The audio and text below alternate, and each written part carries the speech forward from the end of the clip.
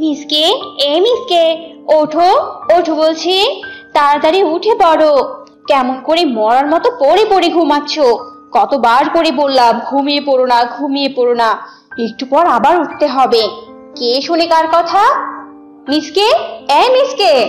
শিয়ালিনী এত করে ডাকার পরও শিয়ালের কিছুতেই ঘুম ভাঙে না। মিসকে শিয়াল নাক ডেকে ডেকে ঘুমোতে থাকে। বুঝেছি, এই বোকা হাদারামের আজ আর ঘুম ভাঙবে না। দাঁড়াও, তোমাকে দেখাচ্ছি মজা আমি।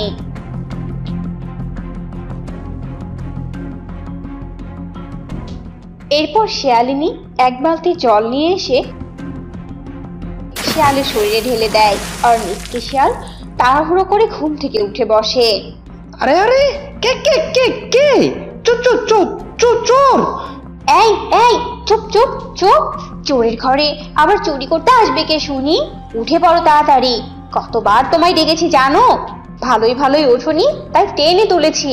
এবার চলো তাড়াতাড়ি, চুরি করতে হবে তো। হ্যাঁ গিন্নি, সে না হয় চুরি করব, কিন্তু আজকে কার বাড়িতে চুরি করতে যাব কিছু কি ভেবেছো? না গো, সে যেতে যেতে ভাবা যাবে। চলো তো তুমি, রাস্তায় হাঁটতে হাঁটতে ভাববো আজ আমরা কার বাড়িতে চুরি করতে যাব। এরপর মিসকে আর শিয়ালিনী মিলে রাস্তায় বের হয় আর হাঁটতে থাকে। গিন্নি, কি ভাবলে? আমি তো আজ কোনো সুযোগ দেখছি না। আমার মনে হয় সবাই আজকে জাগনা আছে। সবার ঘরে কেমন লাইট জ্বালানো দেখছি। আজ চুরি করতে গেলে নিশ্চিত আমরা ধরা পড়ে যাব। চুপ করবে তুমি? এমন অলক্ষণে কথা বলো না তো। একদিন চুরি করব না তো হয়? বলো তো তুমি আমাকে। শোনো, আজ বাড়িতে চুরি করতে পারিনি তো কি হয়েছে? গাছের ফল তো চুরি করতে পারি, তাই না? শোনো, তুমি ওই বাঘিনী দিদির আম গাছে উঠে পড়ো। আজকে আমরা আম চুরি করব। এই গিন্নি, তোমার কি মাথা খারাপ হয়ে গেছে নাকি? তুমি তো জানো আমি গাছে উঠতে পারি না। হাত পা একদম ভেঙে যাবে আমার। আর তোমাকে নিয়ে হয়েছে আমার যত জ্বালা। শোনো, চোরদের সব কিছু জানতে হয়। একবার গাছে ওঠার চেষ্টা করো, দেখবে উঠে গেছো। শিয়ালিনী মিসকে বারবার বলতে থাকায় মিসকে বাধ্য হয়ে আম গাছে উঠে পড়ে। আর একটু উঠতেই মিসকে ধপাস করে মাটিতে পড়ে যায়। ও ওরে বাবা রে, পা মনে হয় ভেঙেই গেল রে। মরে গেলাম। ও মা গো, গিন্নি, গেলাম গো গেলাম। এই কে? কিসের শব্দ হলো? কি পড়ে গেল হবে? কে কে ওদিকে? ওরে মিসকে, পালাও পালাও মিসকে, পালাও। এরপর শিয়ালিনী মিসকে টেনে হিস্ট্রি নিয়ে পালাতে থাকে, আর শিয়াল ভাঙ্গা পা নিয়ে দৌড়াতে দৌড়াতে বাড়িতে চলে আসে। গিন্নি গো গিন্নি, আমি মরে গেলাম গিন্নি, মরে গেলাম। চুপ, একদম চুপ করো হাদারাম কোথাকার। আজকে তো একটুর জন্য ধরা পড়ে গেলাম না। যদি ধরা পড়তাম তাহলে বুঝতে আজ তোমায় আমি কি করতাম। বসে থাকো, আমি তেল গরম করে নিয়ে আসছি।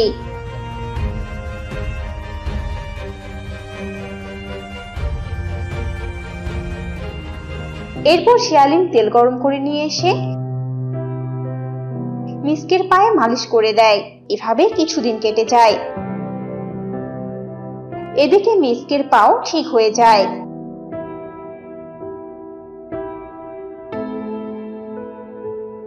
আরে শিয়ালিনী, কি রান্না করছিস দেখি? হাড়িতে কি উঠিয়েছিস? কি আবার, ডাল রান্না করছি। তোরা কি সব সময় ডাল রান্নাই করিস নাকি? অন্য কিছু কি খাস না নাকি? তবে খাবি কি করে শুনি? তোর স্বামী তো আর কোনো আয় রোজগার করতে পারে না। সে আমার ব্যাপার। আমার স্বামী কাজ করে না তো কি হয়েছে? তাতে তোর কি শুনি? তবে তুই তো শুধু এসব দেখতে আসিসনি, কেন এসেছিস বলতো আমাকে? কাল আমার বিবাহ বার্ষিকী ছিল। এই দেখ, আমার স্বামী আমাকে একটা সুন্দর হার দিয়েছে। তোকে তো মিসকে দাদা কিছুই দেয় না, তাই তোকে দেখাতে এলাম। এখন তোর দেখানো শেষ? যেতে পারিস এখন এখান থেকে। তোর হারকে আমি দেখতে চেয়েছি নাকি? আর শোন, ওসব হারটারের প্রতি আমার লোভ নেই অত। বাবা, এই তো দেখছি মুখে বলি ফুটেছে। এসব বলে হরিণী বক বক করতে করতে সেখান থেকে চলে যায়। এদিকে শিয়ালিনী বলতে থাকে, বোকা হরিণী কোথাকার, তুই তো নিজেও জানিস না তোর কি সর্বনাশ করে দিব আমি। এবার শুধু দেখ তোর কি হয়। আমাকে কিনা অপমান করে হার দেখাতে এসেছে, আজ রাতেই খেলা জমে যাবে। কি গো গিন্নি, তোমায় আবার ভূতে ধরলো নাকি? একা একাই হাসছো, আবার বিড়বিড়ও করছো। না গো না, শোনো, আজ রাতেই হরিণের বাড়িতে মিশনে নামতে হবে। এরপর তারা দুজনেই রাত হওয়ার অপেক্ষা করতে থাকে। আর রাত হতেই তারা হরিণের বাড়িতে যায়।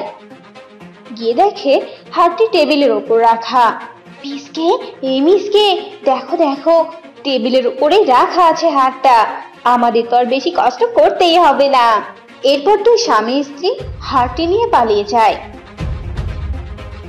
আর দামি হাড় চুরি করতে পেয়ে তো তারা ভীষণ হাসতে থাকে। এদিকে সকালে হরিণী তার হাড় দেখতে না পেয়ে যা তা অবস্থা। আমার হাড়, আমার এত দামি হাড়ের দিকে কার নজর পড়লো? এ আবার কি হয়ে গেল রে? হাই সর্বনাশ, আমার কি হয়ে গেল? আরে হরিণী দিদি, কি হয়েছে কি?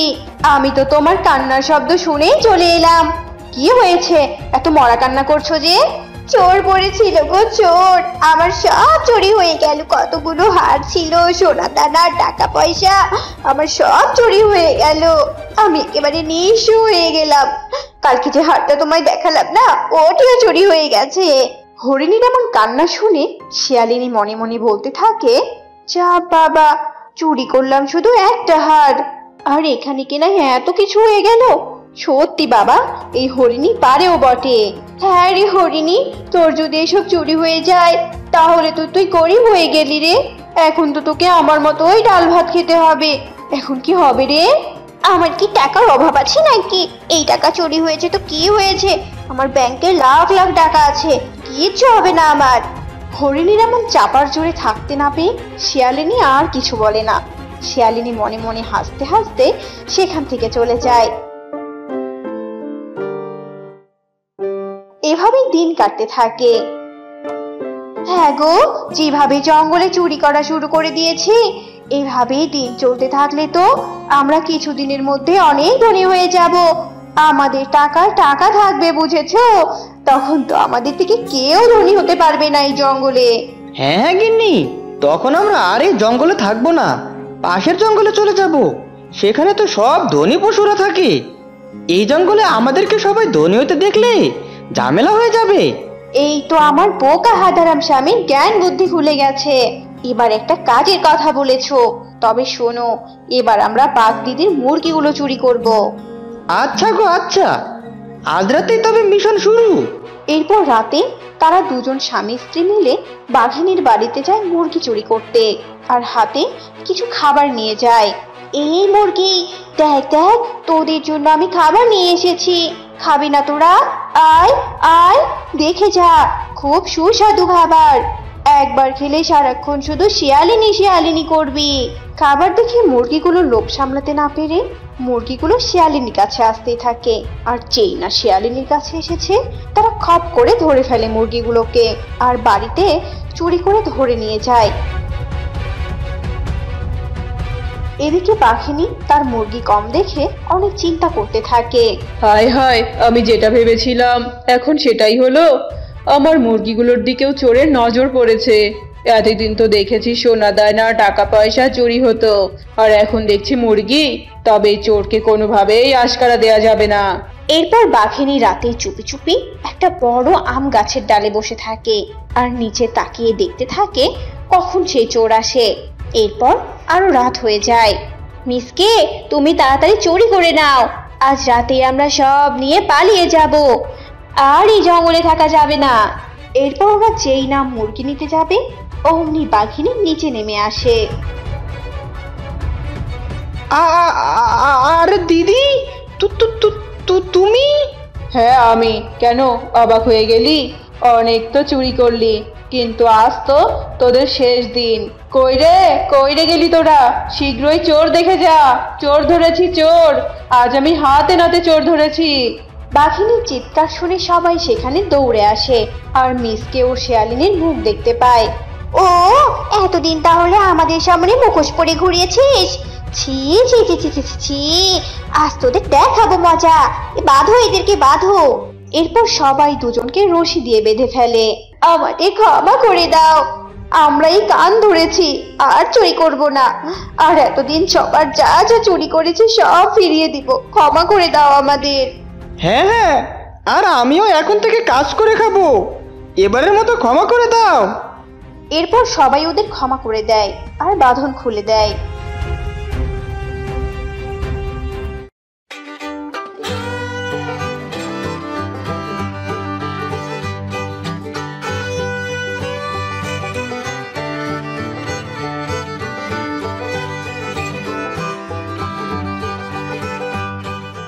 মা শিউলি, তুই কিনা দোলনায় বসে বই পড়ছিস, আর আমি তোকে সারা বন খুঁজে মরছি।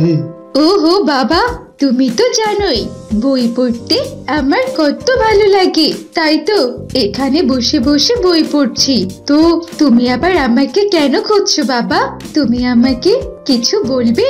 হ্যাঁ রে মা, বলছি কি, তুই ভালো করে তৈরি হয়ে নে, আর শহর থেকে তোকে পাত্রপক্ষ দেখতে আসবে। একে বাবা, তুমি এসব কি বলছো বলো তো? আমি তোমায় কতবার করে বলেছি আমি এখন বিয়ে করব না, আমি লেখাপড়া শেষ করে নিজে কিছু করতে চাই। পাত্রপক্ষ অনেক ধনী রে মা, শহরে অনেক বড় বড় ফ্ল্যাট আছে, তোকে আর কষ্ট করে ভালো কিছু করতে হবে না।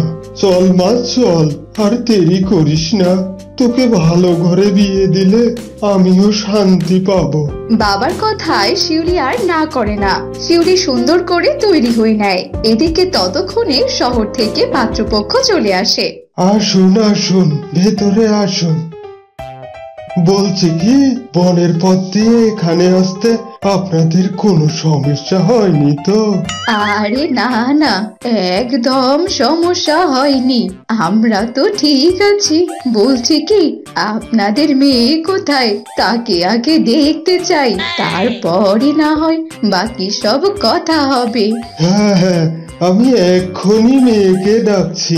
মা শিউলি, মা এদিকে আয় তো। বাবার ডাকে শিউলি পাত্রপক্ষের সামনে আসে। শিউলিকে দেখে গোলাপি আর বল্টু দুজনেই খুব পছন্দ করে। মেয়েকে তো আমাদের ভারী পছন্দ হয়েছে, আপনাদের মেয়ে দেখতে ভারী সুন্দর। আমরা আজই আপনার মেয়েকে আমার ছেলের বউ বানিয়ে শহরে নিয়ে যেতে চাই। ও হলো আমার ছেলে বল্টু। শহরে বল্টুর অনেকগুলো কোম্পানি আছে, আমাদের অনেকগুলো ফ্ল্যাটও রয়েছে। আপনার মেয়ে আমাদের বাড়িতে রানীর মতো থাকবে। গোলাপের মুখে এসব কথা শুনে শিউলির বাবা বিয়েতে রাজি হয়ে যায়। এরপর ধুমধাম করে শিউলি আর বল্টুর বিয়ে হয়ে যায়, আর শিউলি শহরে তার শ্বশুর বাড়িতে চলে আসে।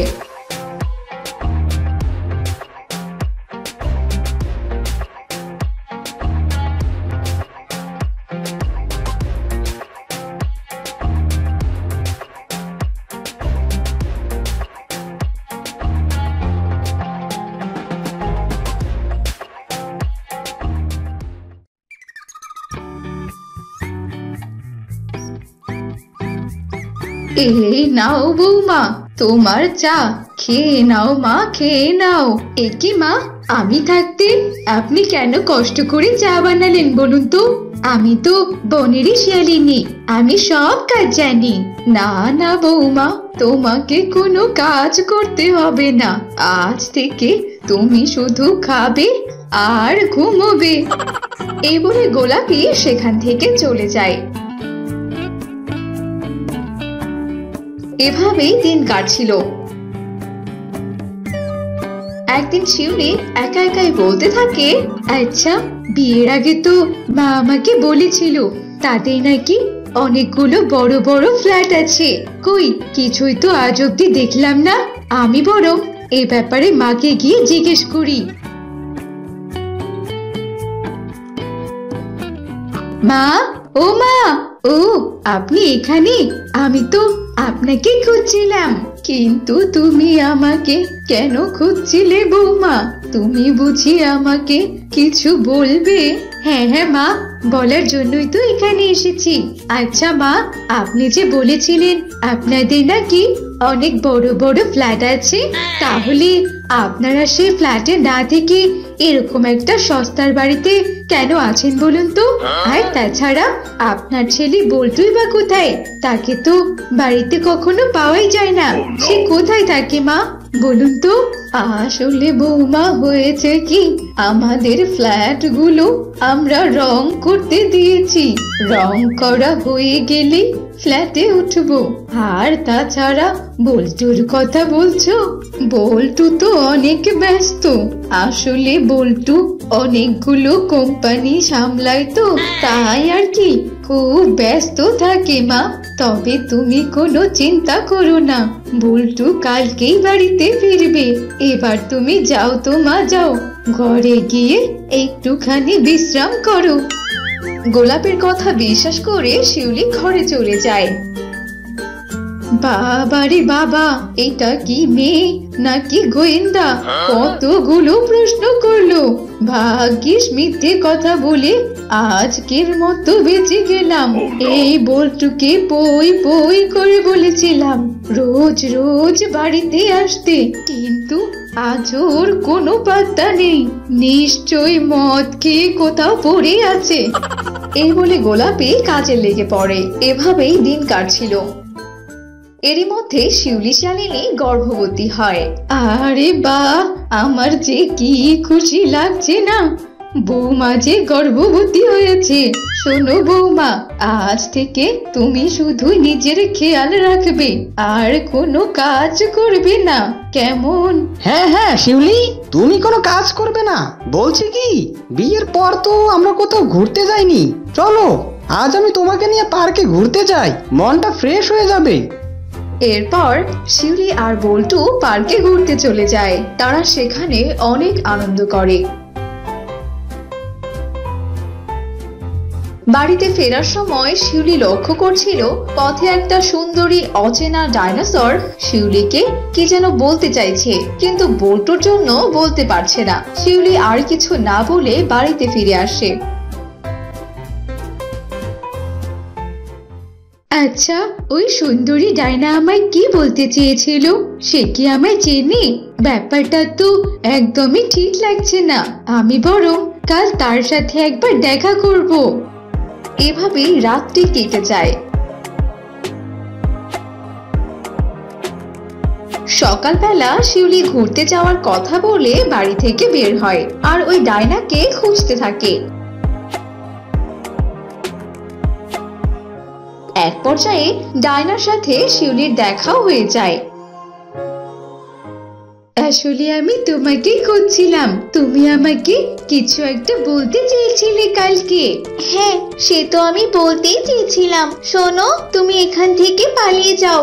এখানে থাকাটা তোমার জন্য একদম নিরাপদ নয়, কারণ ওই বল্টু শিয়াল আর ওর মা খুব খারাপ। ওরা মিথ্যে কথা বলে বনের সহজ সরল মেয়েদের বিয়ে করে শহরে নিয়ে আসে। তারপর যখন তারা গর্ভবতী হয় তখন তাদের অনেক আদর যত্ন করে।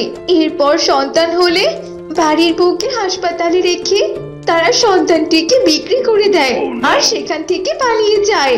আরে আরে, তুমি এসব কি বলছো কি? আমি তোমার কথা একদমই বিশ্বাস করি না। আর তাছাড়া এত কথা তুমি কি করে জানলে বলো তো?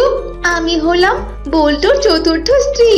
বল্টু আমাকে মিথ্যে বলে বিয়ে করে এনেছে, আর আমার সন্তান যখন পৃথিবীতে আসে তখন বল্টু আর ওর মা তারা দুজনে মিলে আমার সন্তানকে বিক্রি করে দেয়। একই কাজ ওরা আরো অনেকের সাথে করেছে, তুমি জানো? আচ্ছা, তোমার কাছে কি এসব কথার কোনো প্রমাণ আছে? নিশ্চয় আছে বোন, তুমি চলো চলো আমার সাথে। এরপর ডাইনা শিউলিকে তার বাড়িতে নিয়ে আসে আর তাদের বিয়ের ছবি শিউলিকে দেয়। ছি ছি, বল্টু আর ওর মা কিনা এতটা খারাপ? এতগুলো মেয়ের সাথে ওরা কিনা এত অন্যায় করেছে? তবে ওদের তো এবার শাস্তি পেতেই হবে। এই বলে শিউলি পুলিশকে ফোন করে। পুলিশ এসে বল্টু আর গোলাপিকে নিয়ে যায়। শিউলি, আমি নির্দোষ, আমাকে তুমি মুক্ত করো। এই পাজি শয়তান ডাইনার কথা তুমি একদম বিশ্বাস করো না। একদম চুপ করো, আর কোনো কথা নয়। স্যার, এদের আপনি এক্ষুনি নিয়ে যান এখান থেকে। পুলিশ বল্টু আর গোলাপিকে থানায় নিয়ে যায়।